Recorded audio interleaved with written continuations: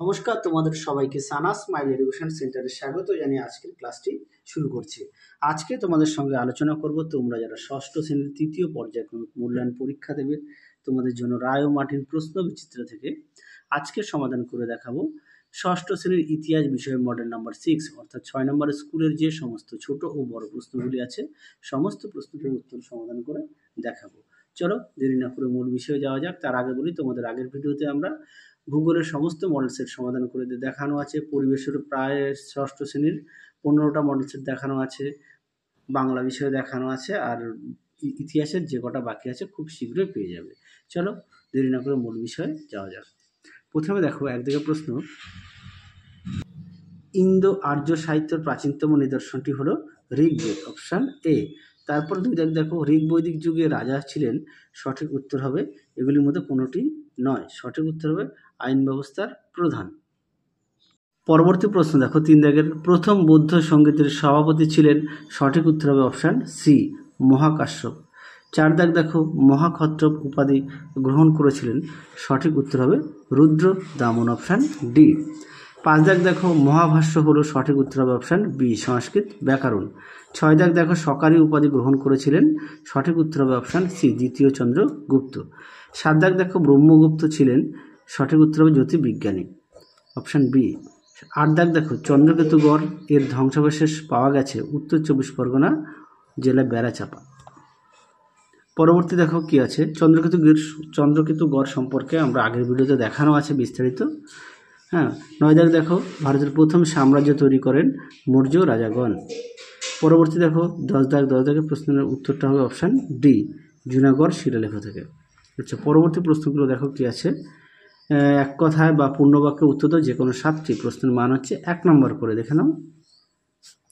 প্রথম প্রশ্ন হচ্ছে, সংস্কৃত সাহিত্য 10 কুমার চরিত কার রচনা, এটা উত্তর হবে দণ্ডিল। পরেরটা দেখো, জনপদ কি, দেখে নাও জনপদ কি, প্রশ্নের উত্তরটি সুন্দর করে দেওয়া আছে, তোমরা এখান থেকে পড়ে নিয়ে লিখবে।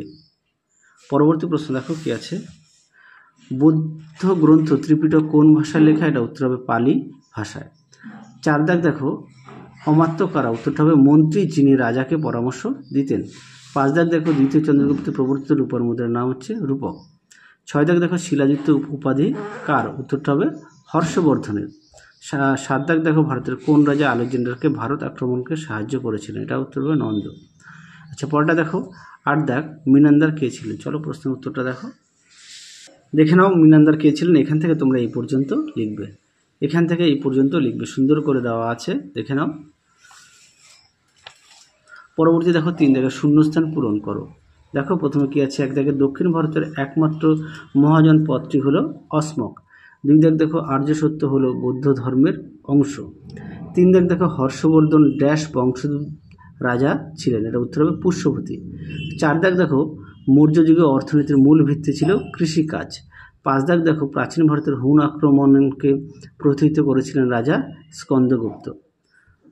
পরবর্তী দেখো 6 দাগ কি আছে, বিখ্যাত রথ মন্দির নির্মিত হয়েছিল পল্লব রাজাদের আমলে, এটা কোথায় ছিল, এটা হচ্ছিল মহাবলীপুরমে।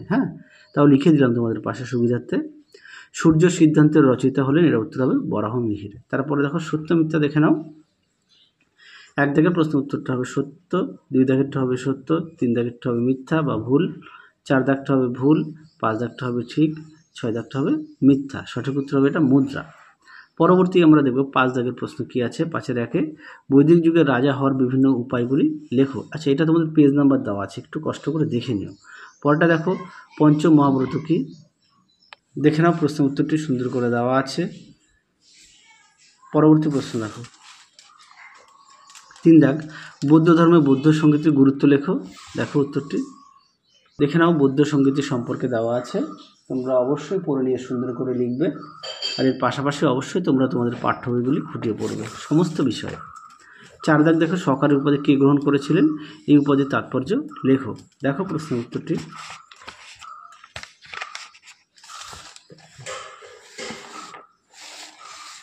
দেখে নাও দ্বিতীয় চন্দ্রগুপ্ত।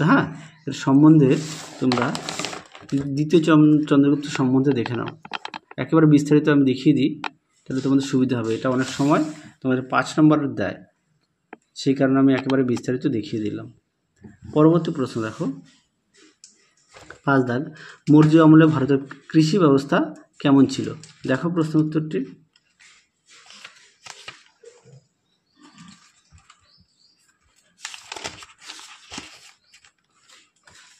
দেখে নাও প্রশ্ন উত্তরটি, তোমরা এখান থেকে লিখবে, এই পর্যন্ত লিখবে কৃষি ব্যবস্থা। পরবর্তী প্রশ্ন দেখো কি আছে, 6 দাগের, গুপ্ত যুগে মহিলাদের সামাজিক অবস্থা কেমন ছিল? আচ্ছা, এটা পেজ নাম্বার দেওয়া আছে, একটু দেখে নিও। পরটা দেখো, 7 দাগ, গুহবাস কি? দেখো উত্তরটি, দেখে নাও গুহবাস সম্পর্কে দেওয়া আছে সুন্দর করে, তোমরা পড়ে নিয়ে লিখবে।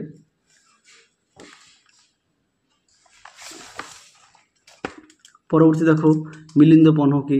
দেখে নাও প্রশ্ন উত্তরটি।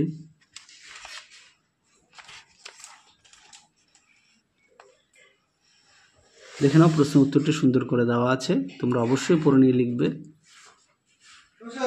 পরবর্তী প্রশ্ন দেখো, 10 দাগের, মুদ্রা রাক্ষস ও দেবী চন্দ্রগুপ্তম নাটকটির বিষয়বস্তু লেখো। দেখে নাও প্রশ্ন উত্তরটি। দেখে নাও। পরবর্তী প্রশ্ন দেখো কি আছে, 6 দাগের প্রশ্ন, 4-5টি বাক্যে উত্তর দাও। নাম্বারটা দেখে নাও, 3 নাম্বার করে। প্রথম প্রশ্ন আছে, ত্রিপিটক কি? ইহার বিষয়বস্তু কি? দেখো প্রশ্ন উত্তরটি সুন্দর করে দেওয়া আছে।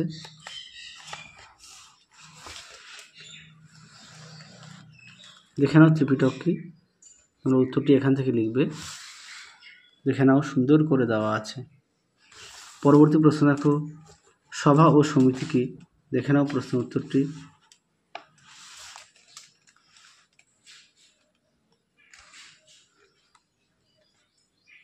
দেখে নাও সভা ও সমিতি সুন্দর করে দেওয়া আছে। পরবর্তী দেখো, শক সাতবাহন লড়াইয়ের কারণ সম্পর্কে লেখো। দেখো প্রশ্নের উত্তরটি।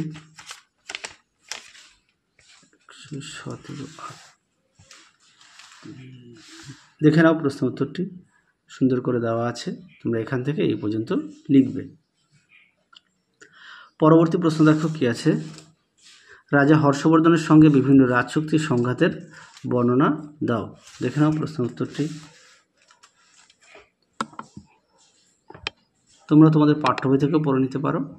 চলো পরবর্তী দেখো কি আছে, টিকা লেখো আর্যভট্ট সম্পর্কে। দেখো উত্তরটি।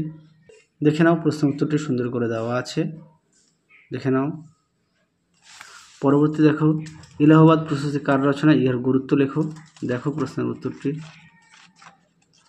তোমরা অবশ্যই বাড়িতে ভালো করে পড়বে। দেখে নাও ইলাহাবাদ প্রশস্তি সম্পর্কে দেওয়া আছে। চলো পরবর্তী প্রশ্ন দেখো কি আছে। আচ্ছা, এটা পেজ নাম্বার দেওয়া আছে, একটু দেখে নিও। পরবর্তী দেখো, যে কোনো 2টি প্রশ্ন উত্তর দাও। 2 জায়গায় প্রশ্ন দেখো, বৈদিক যুগের শিক্ষা ব্যবস্থা কেমন ছিল? দেখে নাও। দেখো প্রশ্ন উত্তরটি। অবশ্যই তোমরা তোমাদের পাঠ্য বই থেকে পড়ে নিতে পারো, অবশ্যই পাঠ্য বইটা খুঁটিয়ে পড়বে। পরেরটা দেখো, নব্য ধর্ম আন্দোলনের কারণ লেখো। দেখে নাও প্রশ্ন উত্তরটি। দেখে নাও সুন্দর করে দেওয়া আছে পয়েন্ট দিয়ে, দেখে নাও। পরবর্তী প্রশ্ন দেখো, পরবর্তী যে দেখো 4 দাগের প্রশ্নটা দেখে নিও, পেজ নাম্বার দেওয়া আছে।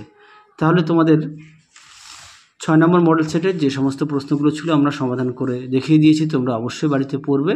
তাহলে আজকের মতো এখানেই সমাপ্ত করলাম, আবার দেখা হবে খুব শীঘ্রই তোমাদের পরবর্তী ভিডিওতে। তোমরা সবাই সুস্থ থেকো, ভালো থেকো। আজকের মতো টাটা।